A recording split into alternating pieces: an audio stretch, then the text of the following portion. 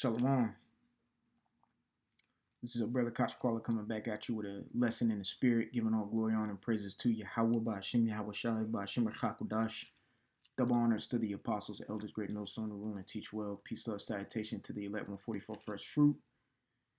All right, so I'm gonna go ahead and just give the credit to where credit is due.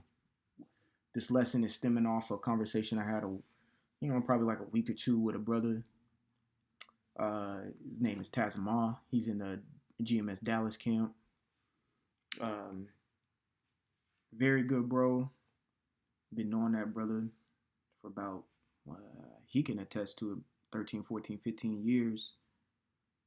And he always gives sound advice. I've been knowing his brother, Sha'ar, in the Dallas camp as well for over 10 years as well. Both them brothers are good brothers. But I had to, like I said, give credit where credit is due. This lesson is going to be called, don't take the world too serious.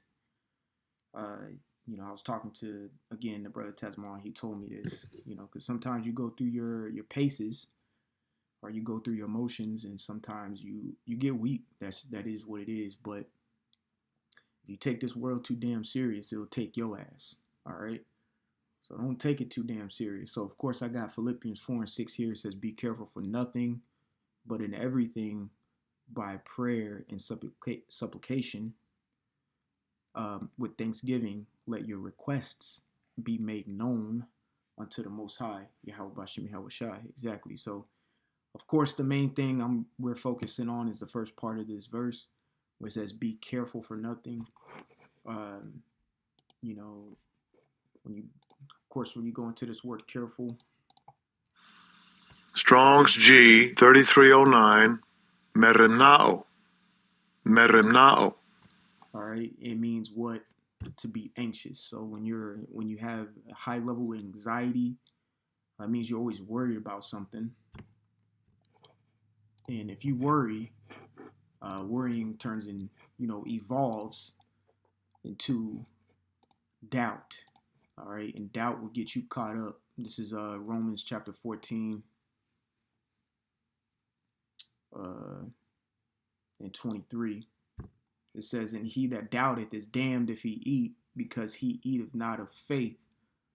For whatsoever is not of faith is sin. That's the point of the matter. So the opposite of doubt is faith, meaning, or you could say confidence, because the word confidence means with faith. So if you're careful in a sense, or have a high level of anxiety, that means you're doubtful that something can be done, or a request won't be made, whatever it may be, but you're doubting. All right, that's why Paul tells us to be careful for nothing. And pretty much just in that sense, if you just want to use that as base, being careful, he's telling you be careful for nothing. If you want to take it another way, he's telling you to be faithful. Okay? And then he explains why to not, to be careful for nothing, or not be worried so much. Of course, we read the scriptures. He got this saying from Yahweh Shai. Of course, not verbatim, but the words that Yahweh Shai was speaking. The birds, the foxes, everywhere, all these other creatures have, what is sufficient for them to keep going in life. Why not you? So it's like the same thing as what Paul's saying. Why should you be worried when you should know that the Lord got you, in all aspects of life. And let me say this, in all transitions, okay?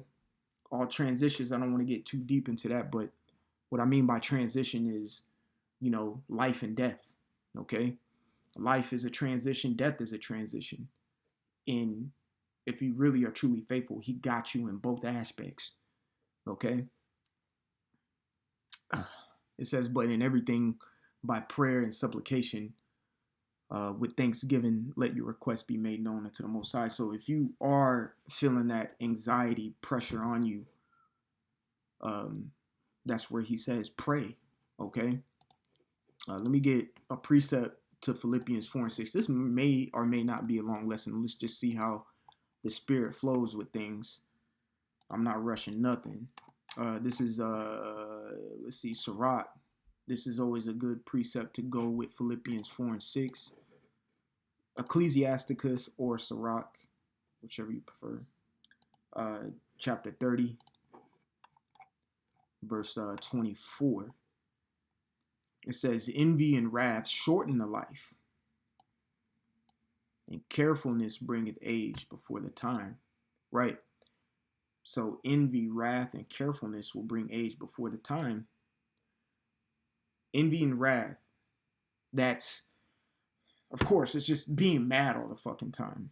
When you're always upset, you ever seen an old head, old Jake, primarily like of the tribe of Judah?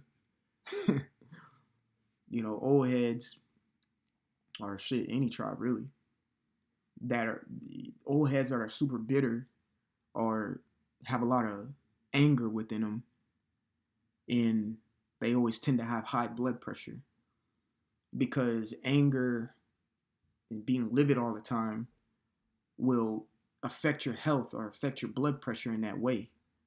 That's why it's always good to be calm. Let's go to the next part. In carefulness bringeth age before the time. Let's look something up real quick. Okay.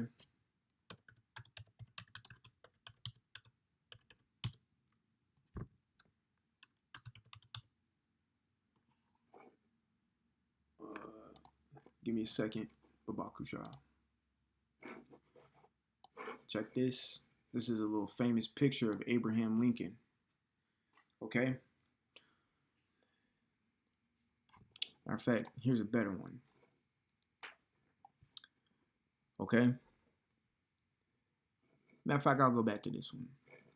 This was Abraham Lincoln in 1861. That was him in 65. 4-year difference. And it looked like he aged. It looks like a 50-year difference. The reason I'm bringing this out is because he had a lot of anxiety going on during the time of the war, which of course is a war, and then you have to run it or whatever. You're the commanding officer and chief, whatever. You control the military in that aspect as being the president. You're really the top commanding officer, because all the 1, 2, 3, 4-star generals report to you anyway. Okay? And you can see how anxiety brings your life to a shorter. You take years off your life just to keep it a buck. So carefulness bringeth age before the time. All right. As you can see, there's a higher probability for individuals between their. I know there's a statistic. I read it one time in an article. Between ages like 20 and 25-ish, even 30-ish, people have been more likely to catch heart attacks because of how much anxiety this world and stress this world puts on you. Anxiety brings stress, okay? And stress brings heart attacks, okay? So without faith, people become a part of that statistic. But us brothers here, we have something to hope in and something and someone to have faith in, okay? So that's why the scriptures are telling you this. Look, don't worry. Like the song, don't worry, be happy. That's real. That's a true statement. Okay? Carefulness bringeth age before your time. Let's get one more precept. Now I'm thinking about it. I'll hurry up and get it so I don't forget it. In Wisdom of Solomon. This is another good one about like being anxious and stuff. Wisdom of Solomon, chapter 6.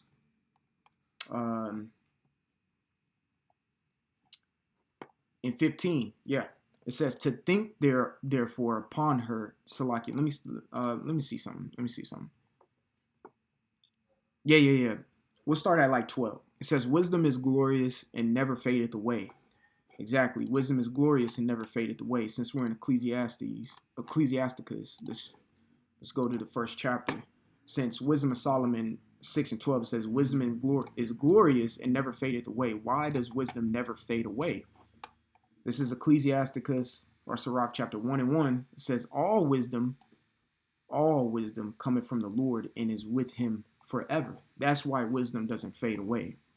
It says, yeah, she is easily seen of them that love her. Exactly. The scriptures say that the mysteries are revealed to the saints. Okay. And in Salakia, one moment.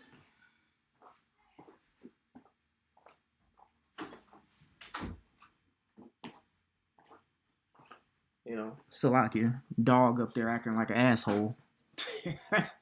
Says, yeah, she is easily seen of them that love her. So what I was trying to say is the mysteries are pretty much exposed to the ones that love the Lord, which are the saints, the prophets,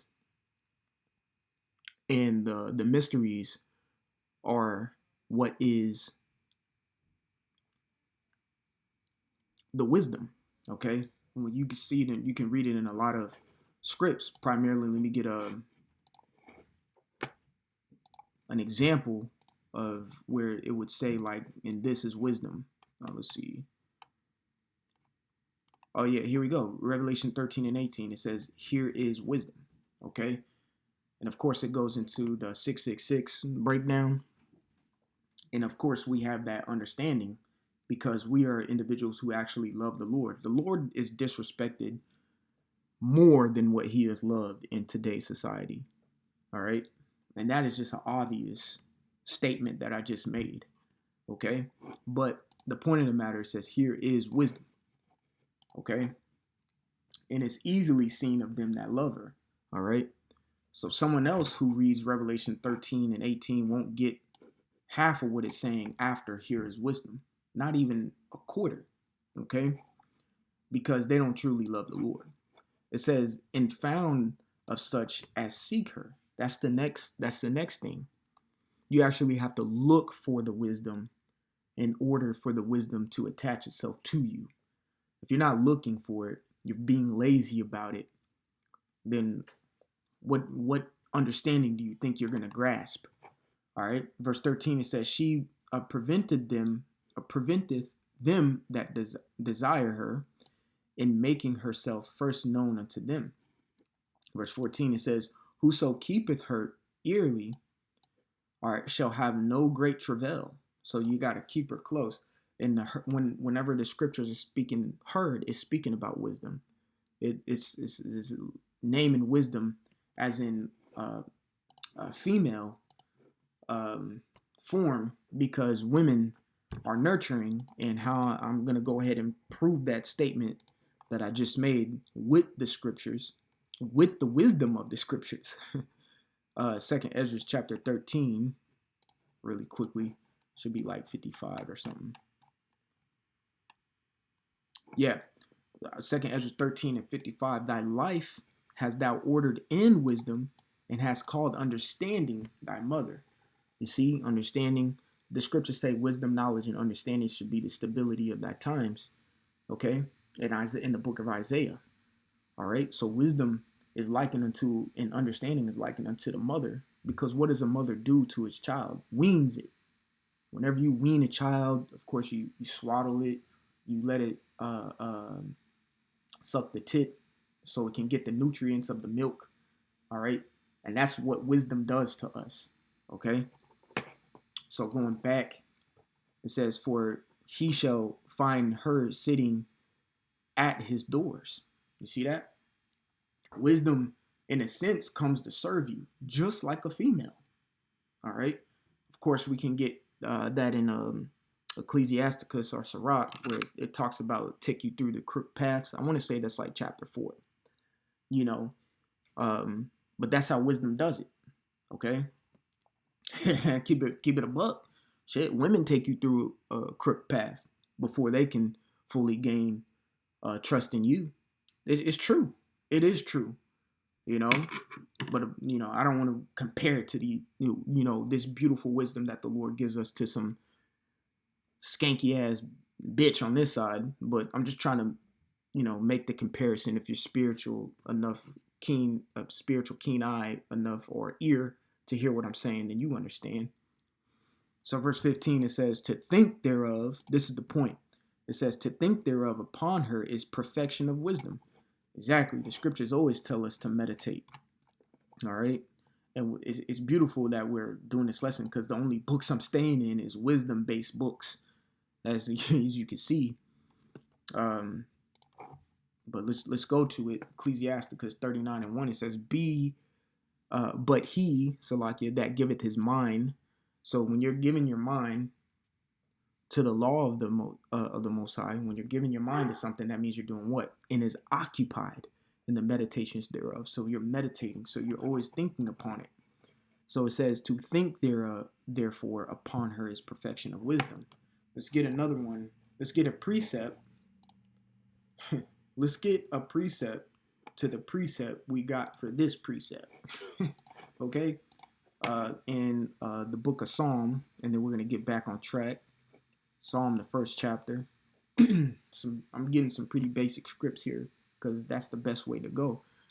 It says, Psalm 1 and 2 says, but his delight is in the law of the Lord, and in his law doth he meditate day and night. Exactly. Okay? That's exactly what Wisdom of Solomon 6 and 15 is telling you in the beginning. So it says to think thereof upon her is perfection of wisdom. And here's the point, whoso watcheth for her, now we're getting back on topic, shall quickly be without care. So if you are relying on the Heavenly Father's wisdom, because as we understand, all wisdom coming from the Lord and is with him forever, that means you are meditating on the ordinances of the Lord, the charges of the Lord, the commandments of the Lord, the precepts of the Lord. I say all those things because they're synonymous to one another. A precept means a commandment. A charge means a commandment. The ordinances means a commandment or something that's told to do. Okay? All those are one and the same whenever you read that in the scripts. All right? So you keeping that, meditating on your mind, keeping that on your mind will keep wisdom with you.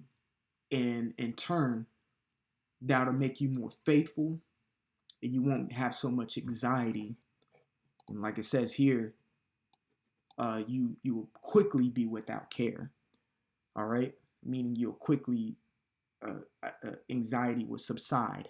Okay, and you won't be of no worry. All right, so this society gets care fucked up, and I have to say it like that. Excuse my Swahili, because people will say, "Oh, I don't care," and literally not even care about their daughter, their son, their husband. They only care about themselves and be extremely selfish. This scripture is telling you, in a sense, without care of being anxious.